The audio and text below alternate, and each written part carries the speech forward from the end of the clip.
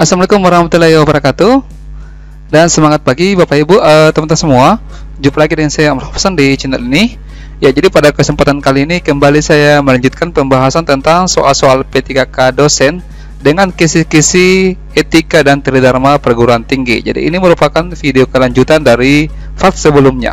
Bagi kalian semua yang mau melihat pembahasan secara lengkap untuk P3K dosen ini dan P3K untuk formasi yang lain, itu boleh Bapak Ibu tentu semua akses linknya yang sudah tersedia di deskripsi video yang ada di bawah video ini. Baik, kita langsung saja masuk ke pembahasan soal-soalnya.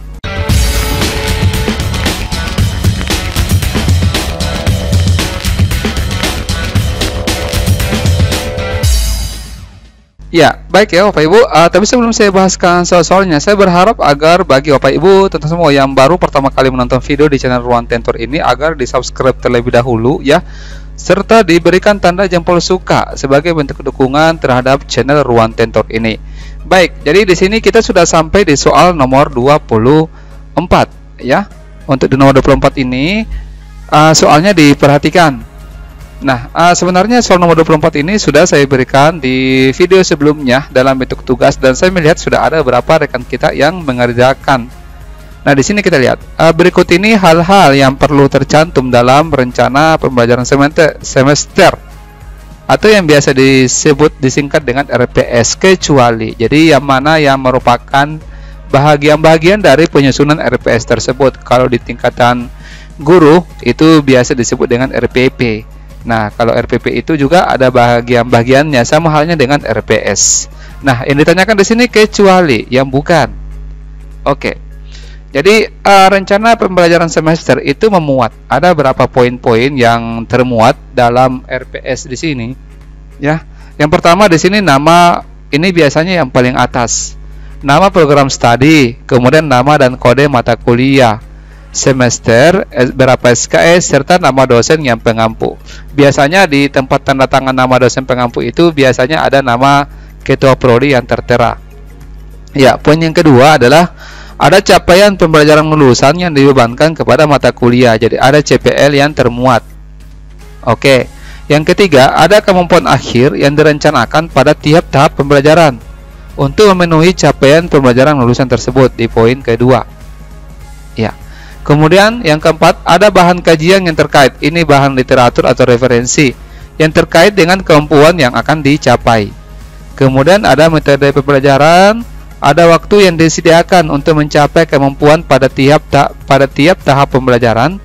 Kemudian ada pengalaman belajar mahasiswa yang diwujudkan dalam deskripsi tugas yang harus dikerjakan oleh mahasiswa selama 1 semester.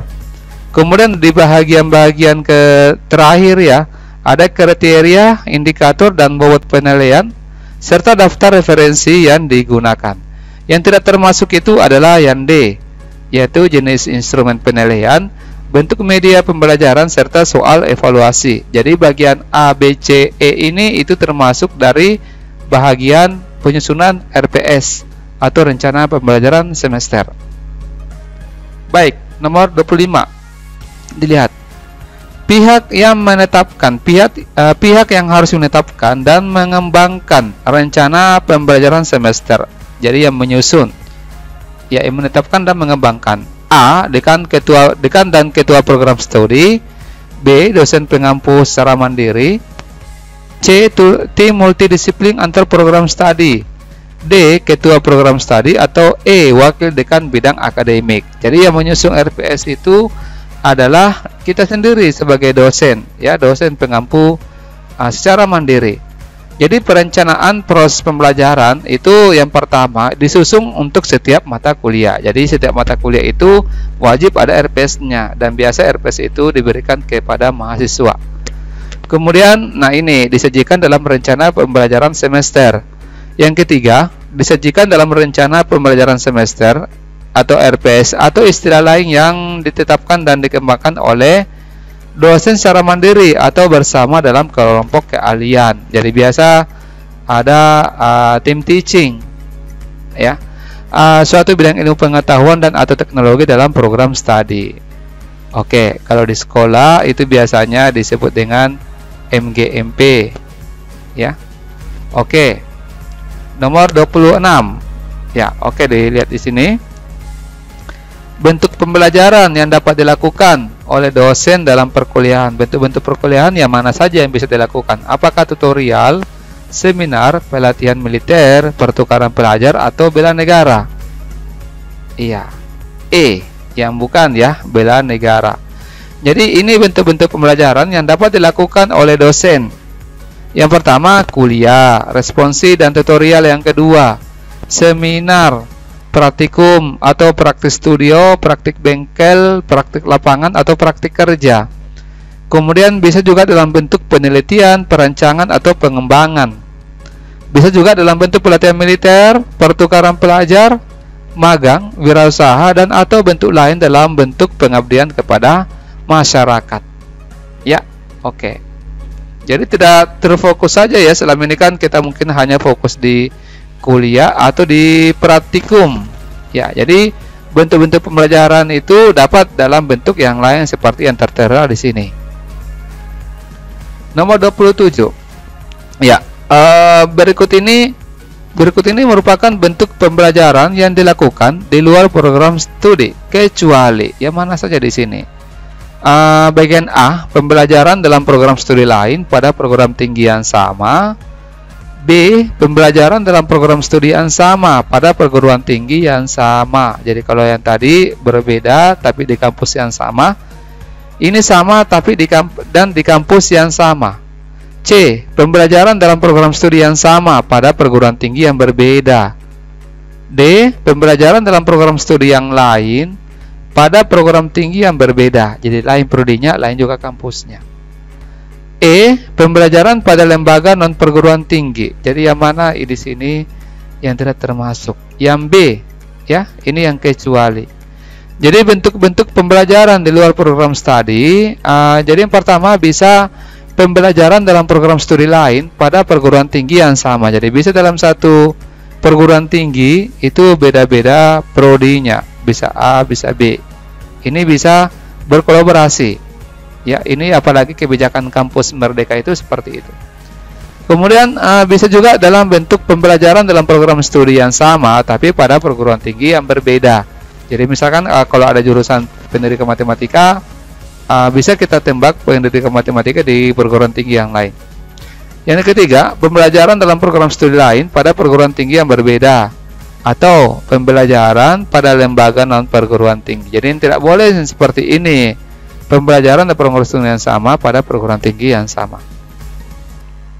Ya, baik. Nomor 28, pernyataan yang tepat mengenai waktu efektif dari proses pembelajaran dalam satu semester adalah, ya, jadi di sini yang termasuk dari waktu efektif. Saya kira Bapak Ibu pasti tahu ya, bahwa pertemuan itu banyaknya ada 16 pekan. 16 pekan itu sudah termasuk apa? UTS dan ujian final. Ya, ini yang waktu efektif dalam melakukan proses pembelajaran. Ya. Oke, kalau yang tadi tidak usah dijelaskan ya. Nah, nomor 29, beban belajar maksimal mahasiswa ketika pelaksanaan semester antara. Semester antara itu kalau saya bilang semester pendek sama tidak ya Bapak Ibu? Ya, oke. Dari sini jawabannya 9 SKS. Jadi proses pelaksanaan pembelajaran ada poin utama di sini. Yang pertama, 1 tahun akademik itu terdiri dari 2 semester dan perguruan tinggi dapat menyelenggarakan semester antara. Ini dikoreksi kalau saya salah. Apakah saya bisa katakan ini semester pendek? Ya. Kemudian semester antara itu diselenggarakan selama paling sedikit 8 minggu. Beban belajar 8 minggu ya, 2 bulan. 8 minggu atau 2 bulan. Beban belajar mahasiswa itu paling banyak 9 SKS dan sesuai beban belajar mahasiswa untuk memenuhi capaian pembelajaran yang telah ditetapkan. Biasanya kalau semester antara atau semester pendek ini, biasanya mahasiswa itu ada yang menggunakan untuk memprogram mata kuliah baru ya, atau mengulang mata kuliah remedial. Kalau misalkan ada nilainya yang belum lulus atau belum sesuai dengan apa yang ditargetkan, maka itu bisa diulangi di semester antara. Ya. Oke, nomor 30. Masa paling lama dan beban belajar paling sedikit Untuk program diploma 4 dan sarjana adalah yang mana di sini? Paling lama 5 tahun dan menyelesaikan 144 SKS ini. Oke, paling lama 7 tahun dan dia harus menyelesaikan 144 SKS. Kalau 6 tahun itu 144 SKS, 7 tahun harus 114 SKS, dan 6 tahun dengan beban belajar 114 SKS paling sedikit. Ya. Wah, ini saya hapus dulu ya. Saya hapus dulu ini yang sudah saya coret-coret. Oke. Ya, saya perlihatkan. Oh ya, ini jawabannya B. Ya, sudah ada B ternyata. Oke, saya jelaskan sedikit ya. Jadi di sini ada berbagai program di sini sudah saya siapkan dan paling sedikit SKS yang disiapkan juga yang saya harus selesaikan di sini saya cantumkan, dan masa belajar tahun akademik di sini. Jadi kalau misalkan diploma 4 dan sarjana berarti dia di sini. Ya. Itu dia harus menyelesaikan paling sedikit 144 SKS dan paling lama 7 tahun. Kalau lewat 7 tahun itu di DO.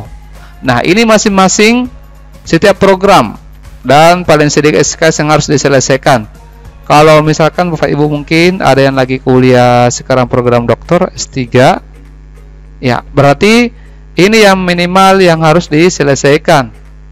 Ya, ini yang minimal harus diselesaikan 42 SKS dan paling lama kalau S3 itu 7 tahun. Ya, kalau S2 ini S2 itu paling lama 4 tahun ya. Dan dia harus menyelesaikan ada 36 SKS minimal. Ya, kalau ini profesi diploma ini. Kalau misalkan biasa kalau ada yang ambil politeknik ya.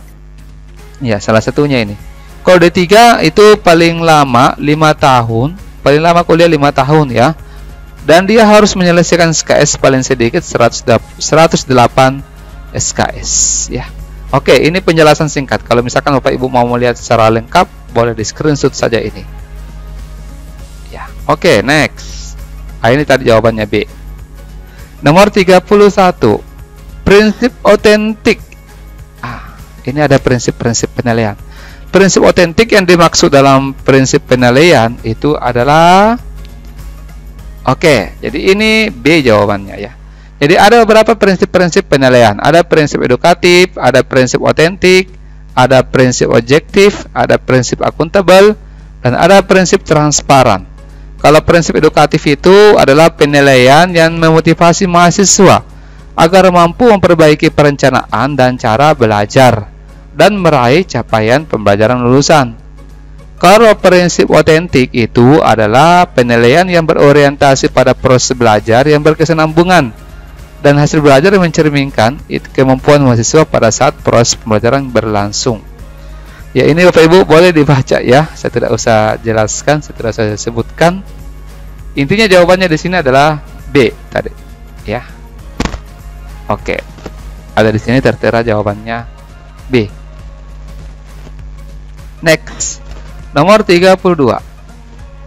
Bu dosen Siska melakukan penilaian berdasarkan standar yang disepakati dengan mahasiswa serta bebas dari pengaruh subjektivitas penilai dan yang dinilai. Nah, Bu dosen Siska menerapkan prinsip apakah edukatif, otentik, objektif, akuntabel atau transparan. Kembali lihat yang tadi, ya. Ini jawabannya objektif. Jadi prinsip penilaian objektif itu adalah penilaian yang didasarkan pada standar yang disepakati antara dosen dan mahasiswa serta bebas dari pengaruh subjektivitas penilai dan yang dinilai. Bisa ya? Oke, saya kira ini prinsip-prinsip penilaian sudah lengkap di sini. Next. Nomor 33 seperti biasa Bapak Ibu, saya serahkan dulu kepada Bapak Ibu untuk mengerjakan ya, mencari jawabannya terlebih dahulu. Nanti jawabannya boleh dikirimkan di kolom komentar yang ada di bawah video ini. Saya tunggu jawabannya dan nantikan lagi pembahasan video selanjutnya. Baik, saya kira sampai di sini. Terima kasih banyak atas perhatiannya. Saya doakan semoga kita semua bisa lolos ya. Wassalamualaikum warahmatullahi wabarakatuh dan semangat pagi.